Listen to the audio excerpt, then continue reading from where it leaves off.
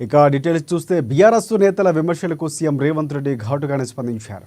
రాజీవ్ గాంధీ జయంతి సందర్భంగా హైదరాబాద్లోని సోమాజిగూడలో ఉన్న ఆయన విగ్రహానికి పూలమాల వేసి సీఎం రేవంత్ రెడ్డి నివాళులర్పించారు.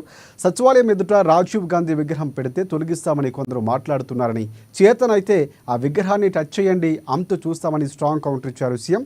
అధికారం పోయినా కొందరికి అహంకారం తగ్గడం లేదని మండిపడ్డారు. సచివాలయం ఎదుట కేసీఆర్ విగ్రహాన్ని పెట్టాలని చూస్తున్నారని కూడా ఆరోపించారు. 10 ఏళ్లు అధికారంలో ఉన్న మీరు తెలంగాణ తల్లి విగ్రహాన్ని ఎందుకు పెట్టలేదని ప్రశ్నించారు. 10 ఏళ్లలో ఏనాడు విగ్రహం పెట్టాలనే ఆలోచన రాని వాళ్లకు ఇవాళ ప్రశ్నించే నైతిక హక్కు లేదని విమర్శించారు.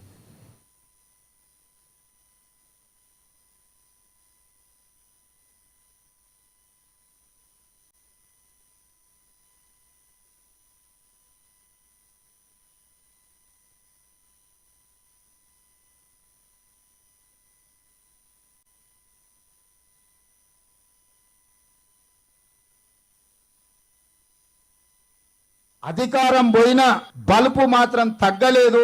నీ బలుపు అనగదీసే బాధ్యత ఇక్కడున్న మా కాంగ్రెస్ పార్టీ కార్యకర్తలు తీసుకుంటారని చెప్పి ఈ టీఆర్ఎస్ సన్నాసులకు నేను చెప్పదలుచుకున్నా.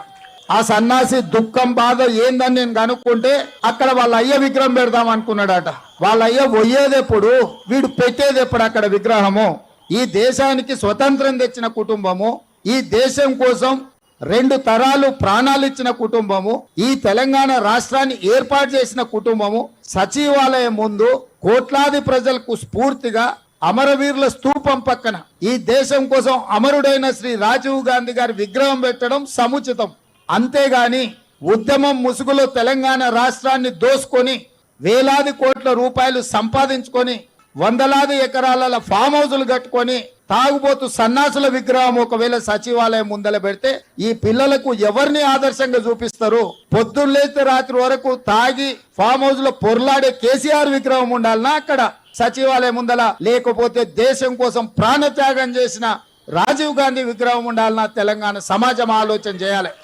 నిన్నటికి నిన్న సన్నాసి రాజీవ్ గాంధీ విగ్రహం తొలగిస్తే మేము అధికారులకు వస్తే అని అంటుండు. నేను ఒక్క మాట చెప్పదలుచుకున్నా. ఇక నాకు మంచి మాటలు రావు కానీ ఒక్క మాట అయితే చెప్పదలుచుకున్నా. ఎవడైనా శాతనైతే వచ్చి రాజీవ్ గాంధీ విగ్రహం మీద చేయి పెట్టండి బిడ్డ, చెప్పు దిగకపోతే చూస్తా నేను.